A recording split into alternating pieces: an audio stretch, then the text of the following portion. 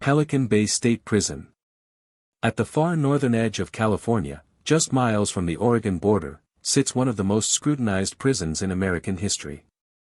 Built to hold the state's most dangerous inmates, Pelican Bay State Prison has been praised by officials as a necessary security institution, and condemned by critics as a symbol of extreme isolation. For decades, what happens inside these walls has shaped national debates on solitary confinement, prison gangs, and human rights in U.S. corrections. This is not a story of rumor or myth. Everything you are about to hear is drawn from public records, court filings, government investigations, and first-hand accounts that have been officially documented. Before we continue, if you value deeply researched, fully factual prison documentaries like this one, please take a moment to like this video and subscribe to the Inmate Diaries. Your support directly helps us continue sharing these important, carefully documented stories. Why Pelican Bay was built. Pelican Bay State Prison officially opened in December 1989. Its construction was not accidental, nor was it isolated from broader trends in American criminal justice. During the 1980s, California's prison population exploded. Tough-on-crime legislation, mandatory minimum sentencing, and the expansion of gang enhancement laws pushed the state's correctional system far beyond capacity. Violence inside prisons increased, particularly between organized prison gangs such as the Mexican Mafia, Nuestra Familia, Black Guerrilla Family, and Aryan Brotherhood. California prison officials argued that traditional maximum security prisons could no longer contain what they classified as the worst of the worst. Pelican Bay was designed as a super-maximum security prison, commonly referred to as a Supermax. Its primary purpose was not rehabilitation, job training, or education. It was built for control, separation, and long-term isolation. Unlike older prisons retrofitted for high security, Pelican Bay was engineered from the ground up with that mission in mind. A remote location by design. Pelican Bay is located near Crescent City, in Del Norte County, one of the most remote counties in California. The prison sits approximately 300 miles north of San Francisco and more than 700 miles from Los Angeles. This location was not chosen at random. State planning documents indicate that isolation was viewed as an asset. The surrounding terrain, thick forests, cold coastal weather, and limited infrastructure, made escape attempts extremely unlikely. The remoteness also reduced public visibility, limiting routine media access and outside scrutiny during the prison's early years. For families of incarcerated people, this location created a different kind of barrier. Many relatives lived hundreds of miles away, making visitation expensive, time-consuming, or impossible. The distance became part of the punishment, though officially, it was never described that way. The Supermax architecture. Pelican Bay's most infamous section is the Security Housing Unit, commonly referred to as the SHU. The SHU was designed for long-term solitary confinement. Cells measure approximately 8 feet by 10 feet. Inmates housed there typically spent 22 to 23 hours per day alone. Meals were passed through slots in solid steel doors. Human contact was limited almost entirely to guards performing security checks.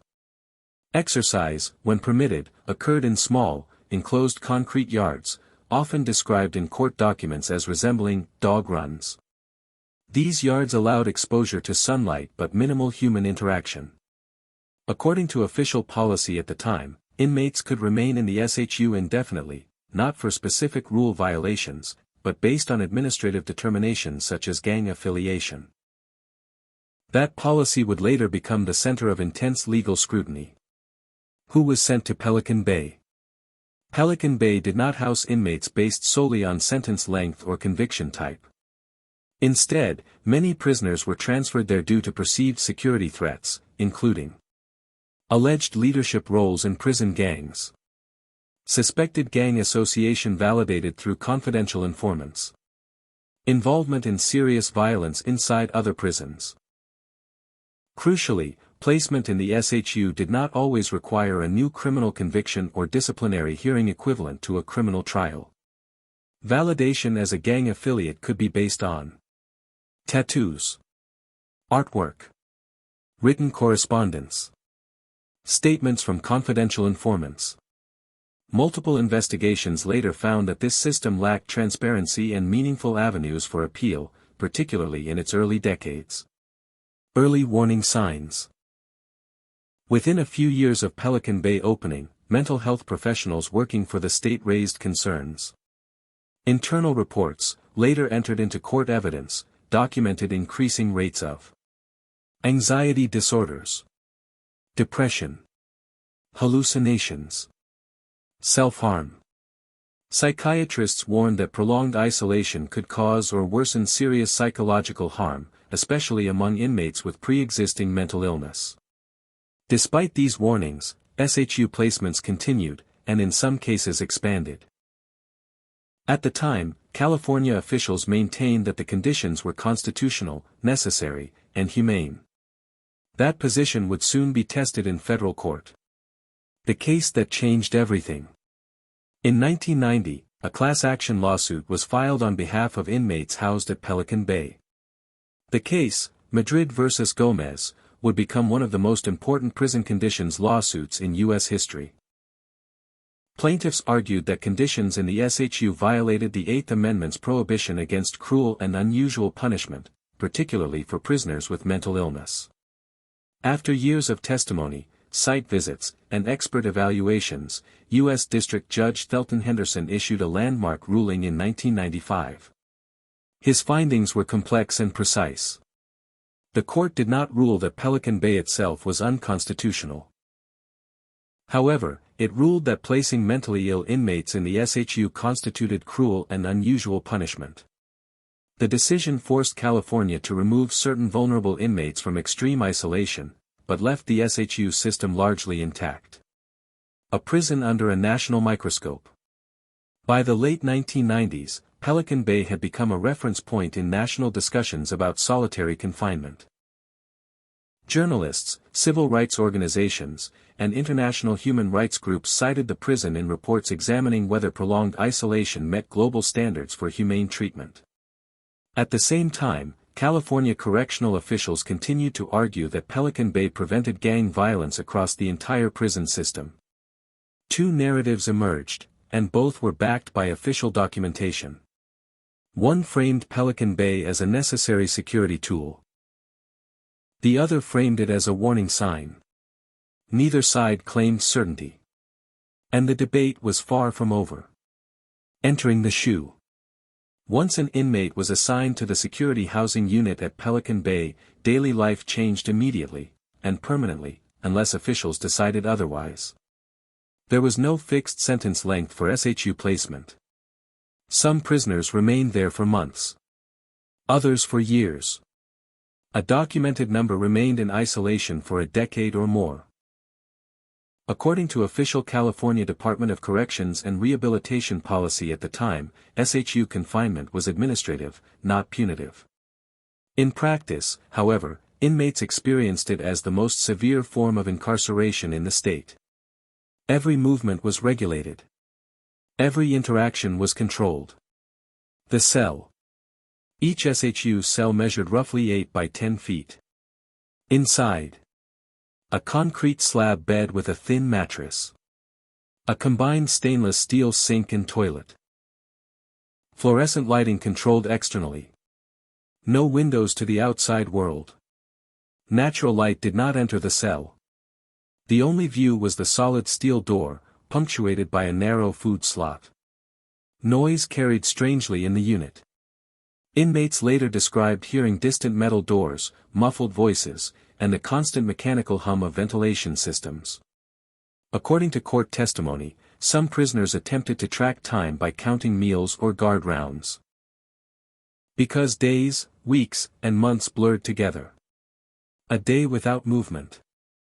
A typical day in the SHU followed a rigid schedule, but one that involved very little activity. Inmates spent 22 to 23 hours per day inside their cells. Meals were delivered through the food slot. Contact with staff was brief and functional. Conversation was discouraged but not explicitly forbidden. There were no group programs. No work assignments. No communal dining. Educational materials were limited and subject to security approval. Reading was allowed, but access to books depended on availability and classification status. Writing materials were restricted. Televisions were permitted only under certain conditions and were not universally available during earlier decades. Exercise, the dog runs. Exercise, when permitted, occurred in small outdoor enclosures officially referred to as exercise yards. These yards measured approximately 20 by 30 feet and were enclosed by concrete walls on all sides, with metal grating or open sky above. Inmates exercised alone. No sports. No shared recreation. No conversation. Some inmates paced in circles. Others performed bodyweight exercises. Many simply stood still, absorbing sunlight when weather allowed. Court records note that exercise could be cancelled for weather, staffing shortages, or security concerns, sometimes for days at a time. Silence and sound. Silence inside the SHU was not absolute, but it was unnatural. Sound traveled through vents and concrete. Inmates reported hearing coughing, shouting, or banging from distant cells. But face-to-face human interaction was almost non-existent. Mental health experts testified that this form of sensory deprivation, combined with sensory overload from constant artificial light and mechanical noise, was psychologically destabilizing. These conclusions were not speculative. They were entered into the federal court record. Mental health consequences. By the early 1990s, Pelican Bay had become central to a growing body of research on the effects of long-term solitary confinement. Court-appointed experts documented symptoms among SHU inmates that included panic attacks, chronic insomnia, hypersensitivity to stimuli, paranoia, visual and auditory hallucinations. Some inmates engaged in self-harm. Others deteriorated silently. The MadridVGomez ruling acknowledged that while not all inmates experienced psychological collapse, a significant subset did, especially those with prior mental illness. The court concluded that the SHU posed a substantial risk of serious harm to mentally ill prisoners. No clear exit. For many inmates, the most destabilizing aspect of SHU confinement was uncertainty. There was no fixed release date. To leave the SHU, inmates often had to debrief by providing information about prison gangs, wait for periodic classification reviews, demonstrate years of rule compliance. Debriefing was controversial. It required inmates to provide intelligence to prison officials, which could place them at risk if returned to the general population. Some inmates refused. Others claimed they had no information to give. As a result, many remained in isolation indefinitely. The hunger strikes begin. By the late 2000s, frustration inside Pelican Bay reached a breaking point. In 2011, inmates housed in the SHU organized a peaceful hunger strike to protest conditions of confinement. Their demands included an end to indefinite solitary confinement, fairer gang validation procedures, improved access to programs and privileges. The strike began at Pelican Bay but quickly spread to other California prisons. At its peak, more than 6,000 inmates statewide participated. State officials acknowledged the protest but disputed some inmate claims. Negotiations followed, but long-term change would take years. A system under review. The hunger strikes forced lawmakers, courts, and corrections officials to re-examine California's use of solitary confinement. Subsequent reforms, including policy changes enacted in 2015, significantly reduced SHU populations and ended indefinite isolation based solely on gang validation. However, these reforms came decades after Pelican Bay opened, and only after sustained legal and public pressure. Reforms, present day, and the legacy of Pelican Bay. The settlement that forced change. In 2015, after years of litigation and protest, California reached a landmark legal settlement in AshkerVGovernor of California. The settlement fundamentally changed how the state used solitary confinement. Under the agreement, indefinite SHU placement based solely on gang validation ended. Inmates were given clearer, behavior-based pathways out of isolation. Long-term solitary confinement was sharply reduced statewide. Thousands of prisoners were transferred out of the SHU and into general population units or step-down programs. Pelican Bay, once defined almost entirely by isolation, began to change. Pelican Bay today. Today, Pelican Bay State Prison still operates, but it no longer functions as it once did. Suggestive of its transformation. The SHU population is a fraction of its former size. Many former SHU units have been repurposed. Educational, rehabilitative, and re-entry-focused programs have expanded.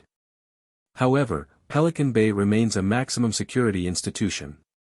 High-risk inmates are still housed there, and isolation is still used, though under far stricter limits and oversight. Supporters of reform say the changes were long overdue. Critics argue that damage caused by decades of isolation cannot be undone. The unresolved questions. Pelican Bay's legacy continues to influence national and international debates.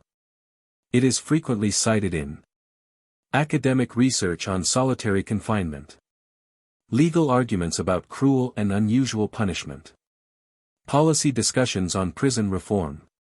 What remains unresolved is how history will judge its role. Was Pelican Bay a necessary response to prison violence? Or a cautionary example of what happens when security overrides humanity? The official record contains evidence for both perspectives, and offers no simple answer. Pelican Bay State Prison was built to isolate. It became a symbol. And ultimately, it forced a reckoning. Its story is not just about one prison, but about how power, fear, and policy shape lives behind concrete walls. If you found this documentary valuable, consider liking the video and subscribing to the Inmate Diaries. Your support helps us continue telling fully factual, carefully researched stories from inside the criminal justice system. Thank you for watching.